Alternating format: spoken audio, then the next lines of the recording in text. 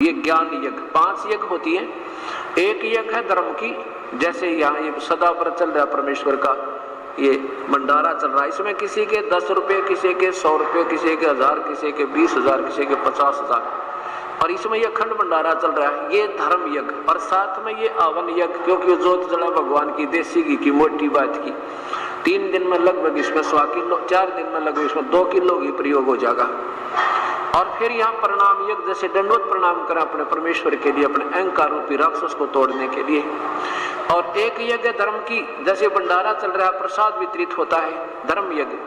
और दूसरी यज्ञ ध्यान, हमारा जब सत्संग में आते हैं परमात्मा में चित्त हटता ही नहीं, रह कर याद आता है परमात्मा, हे ईश्वर कहाँ फंस गया क्या इस काल के जाल में। और फिर हमारा ध्यान, मेडिटेशन, सहज ध्यान, संतों का मार्ग सहज ध्यान है, हठ योग नहीं। ये कान दाब के, आंख बोझ के, ये तो हठ योग है।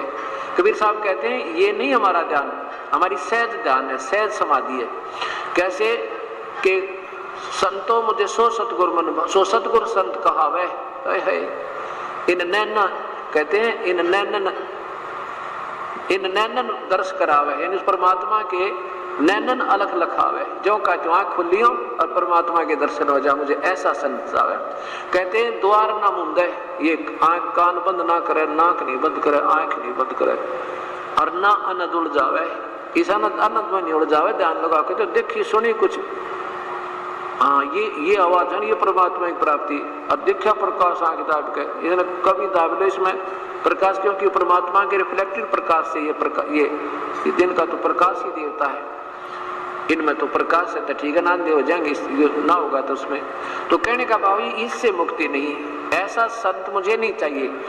वो ध्यान का मार्ग कैसा है, जैसे हम आपको याद दिलाते हैं उस परम पिता के बारे में, उसकी महिमा का गुणगान कर रहे हैं, और उसकी महिमा की गुणगान करने से आपको उसकी इच्छा, उसकी हार्दिक इच्छा बन जाएगी प्राप्त होने की। अब जैसे आप सत्संग में आ गए, अब जैसे लड़की का रिश्ता कर दिया जाता है,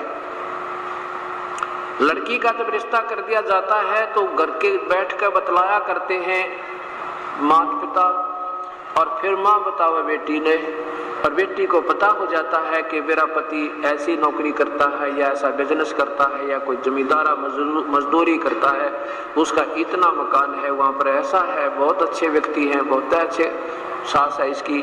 तो फिर उस लड़की का एकदम अट्रैक्शन हरदम वही रहने लग जाता है, और फिर वो उसका उचित हटता नहीं। जैसे फिर लड़की की शादी हो जाती है, अपने पति के पास चली जाती है। अब जब उसको माता पिता ने जो बताया था, ज्यों का ज्यों व्यवस्था पाती है। अब जैसे ये परमात्मा कबीर साहब ने हमें आकर बताई, आपको ये विश्वास रखना चाहिए कि परम पिता परमेश्वर आए हैं, उन्होंने सही बताया। अब आत्मा का की सगाई कर दी परमात्मा ते पूर्ण ब्रह्म ते, और दास बिचौला बना के अब आपको ये याद दिलाए जाते हैं कि अपने पति के घर पे क्या क्या सुख होगा, और फिर उमंग बढ़ेगी उस दुल्हन की तरह हमारे अंदर, और कति आनाकानी नहीं होगी, चलेंगे जब यहाँ तक इतना चासा चढ़ेगा, जैसे परमात्मा हुआ तो जाए पार पड़ेगी। तो ऐसा हमारा ध्यान हरदम वहाँ रहेगा, जैसे पति भरता पति से राती आन पुरुष निभावे, और वैसे पीहर में और फिर सुरत प्रीतम में, ऐसा ये सहज ध्यान कहावे, ऐसा ध्यान लगावे। जैसे लड़की की शादी हो जा, ससुराल से फिर वापस आ जा, और फिर उसका एक पल भी चित, ठीक है माता पिता बान भाई से सारे ढंग तो रहती है, पर उसके अपने पति से एक पल भी वो चित नहीं हटता। ऐसे जब हमें ये ज्ञान और वास्तविक सुख का अनुभव हो जाएगा, फिर इस संसार में हमारा ये सहज मेडिटेशन, हमारी सुरती उसी के चरणों में, और उसी के सुख को, वहाँ क्या क्या सुख है, यहाँ कितना कष्ट है, वो हरदम हृदय से हटे नहीं। इसलिए हमारा चित्त हम हमेशा उस परमेश्वर के चरणों में लगा रहेगा।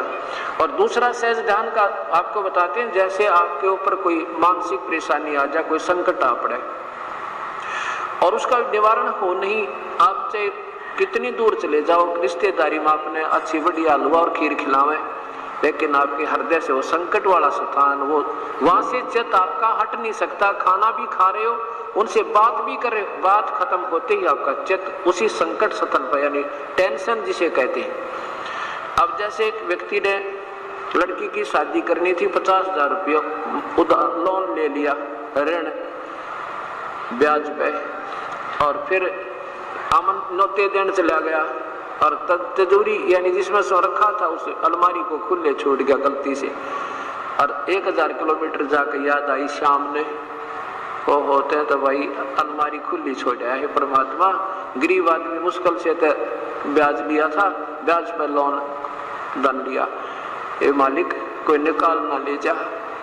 अब वो बात भी करे उनसे, नोता भी देवे है, रोटी भी खा रहा है, उसके लिए खूब उसको खातिरदारी भी हो रही है, पर उसका एक पल भी मन उस तिजोरी तो नहीं हटता। ऐसे ये सहज समाधि होती है। सुमरन की सुध यों करो जैसे दाम कंगाले, कह कबीर विसरे नहीं फिर पल पल लेवे संभाल। सुमरन की सुध यों करो जो सुर भी सुत माही, कह कबीर चारा चरत वो बिसरत कबहू नाही। ये सहज ध्यान है। कैसे? जैसे चारा चर रही है, जैसे चारा चर रही है गऊ, और ध्यान उसका अपने बच्चे पे होता है। चारा भी चर रही है और कोई कुत्ता या कोई हिंसक पशु आ जाता है, फूफा भी कर जाती है, एक दृष्टि इधर भी रहती है, चारा भी चर रही है। ऐसे सुमरन के अंदर भी हमारा सहज मेडिटेशन, सहज ध्यान सुमरन के ऊपर रहता है। और फिर उस सुमरन से हमें लाभ क्या होगा? यानी जैसे हमने आम बो दिया, आम की सेवा में भी ध्यान है और उसके प्रतिफल का भी हमें ये सहज ध्यान है कि इसलिए इसको कर रहे हैं। ऐसे जैसे हारी बीज धुन और पंथी से बतरावे, उसमें खंड पड़े नहीं, ऐसे ये ऐसे ध्यान लगावे। जैसे क्योंकि गरीबदास जी एक जमींदार थे, आम व्यक्ति को हर ढंग से समझाने की चेष्टा करते हैं कि जैसे हाली बीज बो रहा है, बीज धुन, धुन माने उसमें लो लग रही है उसकी, बीज बीजने में, रास्ते में कोई रास्ते से के साथ साथ बीज बीज रहा है और कोई अतिथि आ जाता है, यात्री, और वो पूछता उससे कि मैंने उस गांव में जाना है, मेरा रास्ता ठीक है या नहीं है। उसको रास्ता भी बता रहा, उसको संकेत भी दे रहा है तू ठीक जा रहा है। आगे जाके कुआं आएगा, उससे बाईं तरफ मुड़ जाना, आगे फिर उसके सामने आप देखोगे नीम का वृक्ष होगा, उसके लेफ्ट को यानी दाएं तरफ मुड़ जाना, सामने देखोगे एक और तालाब दिखाई देगा और साथ में बीज भी बीज रहा है। उस बीज के छोड़ने में हल को रोक भी नहीं रहा है और बीज भी बीज, तो उसका ध्यान जहां पर है उससे पल नहीं हटा पा रहा। जैसे हाड़ी बीज धुन और पंथी यानी यात्री से बतलावे, उसमें खंड पड़े नहीं भाई, ऐसे ध्यान लगावे। ये हमारी सहज समाधि है। अब कहने का भाव ये है कि धर्मदास जी को परमात्मा बता रहे हैं कि 5 यज्ञ होती है यहाँ पर। एक यज्ञ धर्म की, दूसरी यज्ञ ध्यान, तीसरी यज्ञ हवन की। जैसे यहाँ पर हवन चाहे तो लकड़ियों में घी डाल कर उसमें हवन कर लो, क्योंकि लकड़ी ढेर सारी जलाने में उसमें कार्बन डाइऑक्साइड ज्यादा बनेगी, क्योंकि लकड़ी जलने से तो धुआं प्रदूषण होता है ज्यादा। बेशक वो चंदन की भी क्यों ना है, उनकी महक से कोई लाभ नहीं, वो तो महक चंदन वैसे भी दे रहा है, ना फूकेंगे तो भी महक आती है। लेकिन हमारा जो लाभ होगा, हमें घी के प्रज्वलित होने से जो वातावरण और इस यज्ञ से हमारा जो बेनिफिट कहाँ जाएगा, इसका बहुत लंबा प्रोसीजर है, इसका बहुत साइंटिफिक इफेक्ट है।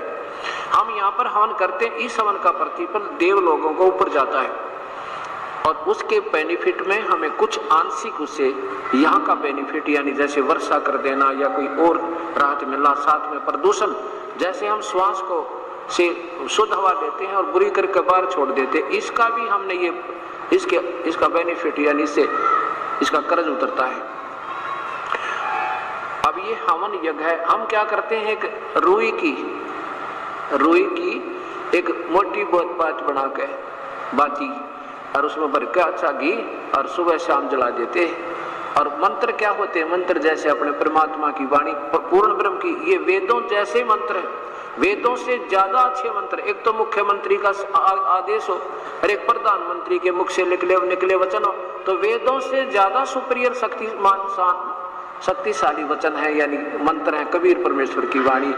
और फिर उसके बाद उन्हीं की, उनके सेकंड नंबर पे उन्हीं के दर्शन के उपरांत ये 5-6 महापुरुषों की वाणी, जैसे आदरणीय गरीबदास जी की, आदरणीय धर्मदास जी की, आदरणीय श्री गुरु नानक देव जी की, आदरणीय दादू जी की वाणी।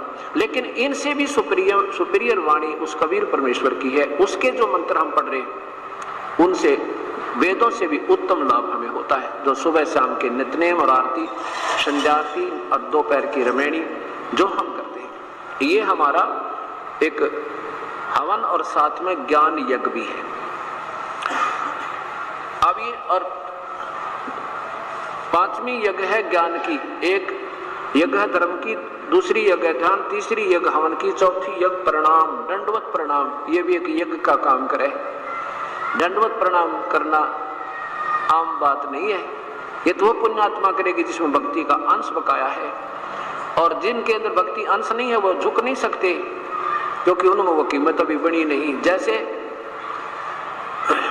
सरसों होती है, सरसों, और वो सरसों जब तक उसकी फली आ जाती है, लेकिन फली में सरसों के दाने नहीं बनते, तब तक वो फली ऐसे खड़ी रहती है आकड़ के। और जो क्योंकि उसमें कच्चे दाने हैं, ना खल बने ना तेल, यो किससे काम नहीं हुआ, इसलिए उसमें अकड़ है, क्योंकि उसमें वह कीमत नहीं जो उसने झुका दे। और धीरे धीरे वो परिपक्व जब हो जाती है तो ऐसे लटक जाती है, जमीन को छूने को हो जाती है, उसके बस की बात नहीं। ऐसे जिन पुण्यात्माओं में पिछला भक्ति अंश है, अब एक बार तो करोड़ सा लग गया, भैया अच्छी जगह आ गए, सारे बूंदे लौटे, यानी तो सारे लेटते हैं, या क्या असभ्य सा लगता है। लेकिन नो ना बेरा, ये असभ्य नहीं, ये बिल्कुल सभ्य कर्म है। असभ्य तो जब होगा जब गधे बन जाएंगे, सारी उम्र दंडवत करना, पेट का बल चलना, 2.5 मन का बोरा, 1 मिनट की फुर्सत ना चौकर दे जुलूस निकले। तो हम अपने भगवान के चरणों में, चाहे कुछ भी हो हमारा, जैसी बदरंग मार जाए किसी ने, कितना अंडी पाक रहे हो, मक्खी मुंह में बढ़े और निकले, बता के अभिमान इस माटी का। इस मिट्टी को मिट्टी समझ के भगवान के चरणों में लगाए रखेंगे तो राजी होगा, ये प्रसन्न होगा। आदि इन्हीं के पास है ये पूर्ण ब्रह्म दयाल, और मान बढ़ाई मारियो बेअद विसर काल।